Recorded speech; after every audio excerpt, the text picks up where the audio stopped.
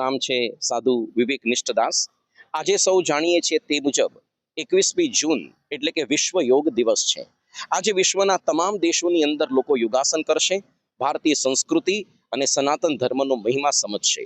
એવી જ રીતે અહીંયા અટલાદરા વડોદરા BAPS સ્વામિનારાયણ મંદિરમાં પણ આપણે જોઈ રહ્યા છીએ તે મુજબ અત્યારે સવારના પહોરની અંદર સંતો અને બાળકો ઘણા બધા અહીંયા યોગાસન કરી રહ્યા છે। આ જે પ્રવર્તન કરવામાં આવ્યું હતું એ આપણા ગુજરાતની અંદર નવસારીમાં પૂર્ણા નદીના તટે જેમનો આશ્રમ હતો એ હતા મહર્ષિ પતંજલિ, જેમણે યોગ સૂત્ર ગ્રંથની અંદર આપણને અષ્ટાંગ યોગની વિભાવના આપી। યમ, નિયમ, આસન, પ્રાણાયામ, પ્રત્યાહાર, ધારણા, ધ્યાન અને સમાધિ। બહુ જ ઓછા લોકો અંતિમ કક્ષા સમાધિ સુધી પહોંચી શક્યા છે, જેમાંના એક હતા ભગવાન શ્રી સ્વામિનારાયણ। એ ન કેવળ પોતે સમાધિમાં જઈ શકતા, પણ પોતાની સહજ દ્રષ્ટિથી, સંકલ્પથી અનેક લોકોને સમાધિમાં લઈ જઈ શકતા હતા અને એમણે પોતાના સંતોને પણ યોગાસન પ્રાણાયામ શીખવાડ્યા હતા।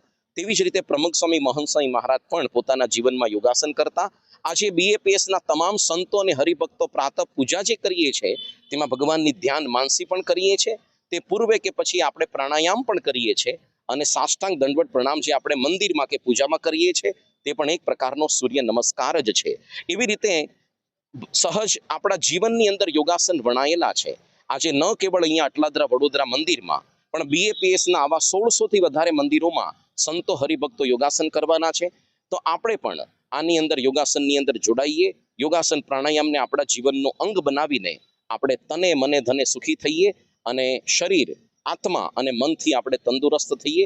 ભગવાનની અંદર વિશેષ આપણું જોડાણ થાય તેવી ભગવાનના ચરણોમાં પ્રાર્થના। જય સ્વામિનારાયણ।